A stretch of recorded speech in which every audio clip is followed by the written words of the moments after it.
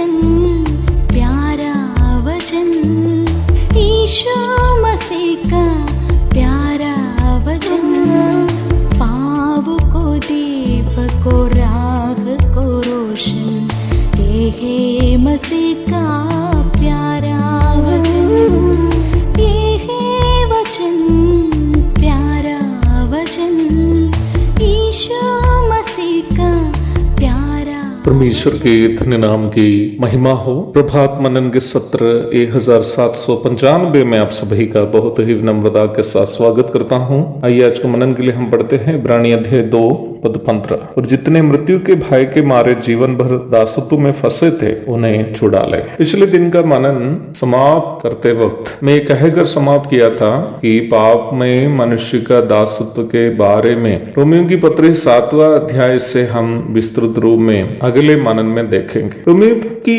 पत्री के अध्याय 7 में मनुष्य शरीर में वास करने वाला पाप नामक समस्या के बारे में और निम्न समस्या के कारण जिन नतीजाओं को हमें झेलनी पड़ती है उसकी विस्तृत जानकारी पवित्र आत्मा स्पष्ट रूप में हमारे सामने एक तस्वीर के समान प्रदर्शित किया गया है। उसमें से महत्वपूर्ण 1 या 2 बातें आपके सामने सीमित समय में प्रस्तुत करने की मैं कोशिश कर रहा हूँ। इस अध्याय में 2 ऐसी व्यवस्था अथवा प्रणाली का जिक्र हम देखते हैं। पहली व्यवस्था का नाम है बुद्धि की व्यवस्था अथवा लॉ ऑफ विजडम। दूसरी व्यवस्था का नाम पाप की व्यवस्था अथवा लॉ ऑफ सिन है। इन दोनों व्यवस्थाओं के बारे में हम 23वीं आयत में देखते हैं। बुद्धि की व्यवस्था अथवा लॉ ऑफ विजडम उस नैतिकता की प्रणाली अथवा द सिस्टम ऑफ मोरालिटी है जो मनुष्य को आदि में सृष्टि करते समय परमेश्वर ने उसके अंदर डाल दिया था। ये नैतिकता परमेश्वर की अपनी नैतिकता ही है। भलाई और बुराई नहीं तो सही और गलत को पहचानने की क्षमता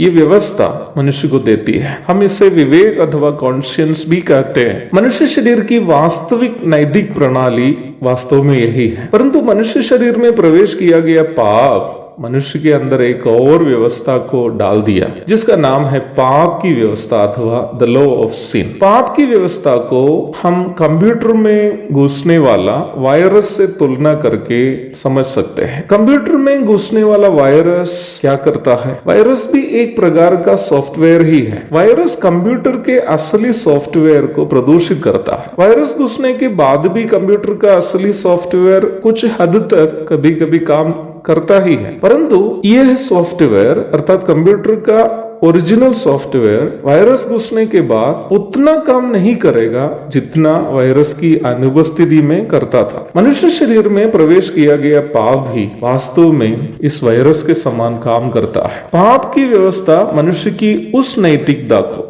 जो उन्हें परमेश्वर से मिली थी भ्रष्ट करता है। मनुष्य में आज भी नैतिकता है। पाप प्रवेश करने के बावजूद भी मनुष्य शरीर में नैतिकता है, उस नैतिकता जो परमेश्वर से हमें मिली है। इसलिए हम आज भी सही और गलत को पहचानते हैं, भलाई और बुराई को पहचानते हैं। परंतु सही और गलत को नहीं तो भलाई और बुराई को पहचानने के बाद भी मनुष्य बुराई को ही इसलिए कर बैठते हैं क्योंकि मनुष्य की नैतिकता आज भ्रष्ट है, प्रदूषित है। मनुष्य पाप के दासत्व में रहने का सही अर्थ वास्तव में यही है। पाप की मजदूरी मृत्यु है। पाप के कारण हम दासत्व में हैं। हम पाप के दासत्व में हैं, इसलिए ही मृत्यु का भय भी हमारे अंदर में है। परंतु प्रभु यीशु मसीह अपनी मृत्यु और पुनरुत्थान के द्वारा हमें पाप की व्यवस्था से और मृत्यु का भय से बचने का एक रास्ता खोल कर दिया है। प्रभु दया करे तो उस बचने का रास्ता, पाप का दासत्व और मृत्यु का भय से बचने का वो रास्ता जो प्रभु ने हमारे लिए तैयार किया, उसकी चर्चा हम